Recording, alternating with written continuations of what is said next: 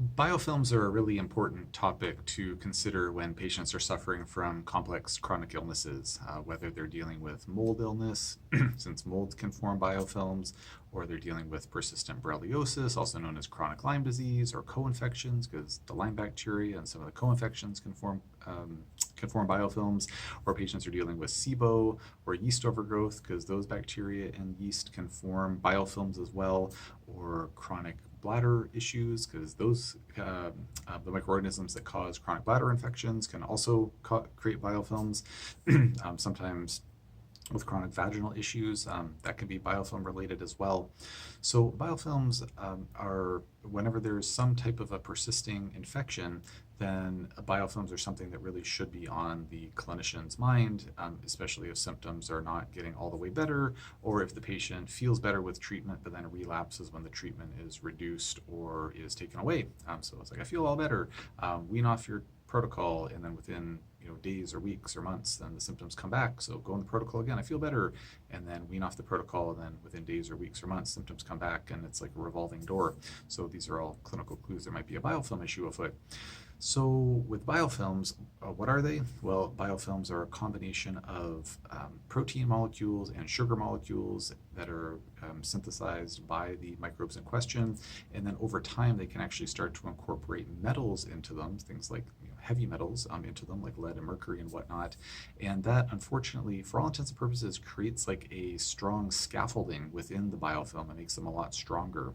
So it's kind of like the difference between trying to just wipe a thin layer of grease off of a pan. You have nice, soapy cloth. You can like wipe that thin layer of grease off of a pan without much problem. That would be a very immature biofilm, or what are referred to as phase 1 biofilms.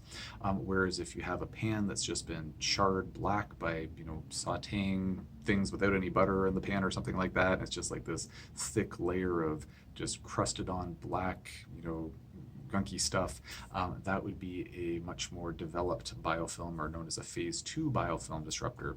So just as with cleaning pans, whether it's a thin layer of grease or it's a charred mess, you're going to need different tools to get the job done. And so similarly, when it comes to breaking down biofilms, we need different tools to get the job done. So some of the things that are talked about as biofilm disruptors, like, oh, this is a biofilm disruptor. I mean, it really should be clarified whether it's a phase 1 or a phase 2 biofilm disruptor. And generally speaking, to my understanding, phase 2 biofilm disruptors break down the phase 1 biofilms as well. So they're comprehensive. But if one is just working with a phase 1 biofilm disruptor, and the patient in question has phase 2 biofilms, then that phase 1 biofilm disruptor isn't going to really work that well. So the things that are common phase 1 biofilm disruptors would include enzymes, so things like nattokinase and serrapeptase and lumbrokinase, things like that. Also aromatic herbs, so things like, say, cloves or oregano, different essential oils, those would all be phase 1 biofilm disruptors.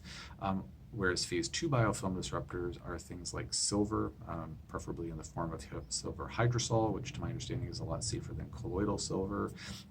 Bismuth, which is the active ingredient of Pepto-Bismol, but you can get separate bismuth outside of Pepto-Bismol as well. And then it's particularly potent when it's combined with alpha-lipoic acid, or ALA. And then also certain chelating agents, so DMSA, DMPS, and EDTA, which we all use to remove not all of us, but those of us who address heavy metal issues use those as chelators to get rid of heavy metals. They are important phase 2 biofilm disruptors. And why? Well, because if there's that metal scaffolding within the biofilm, you need those chelators to help get rid of them.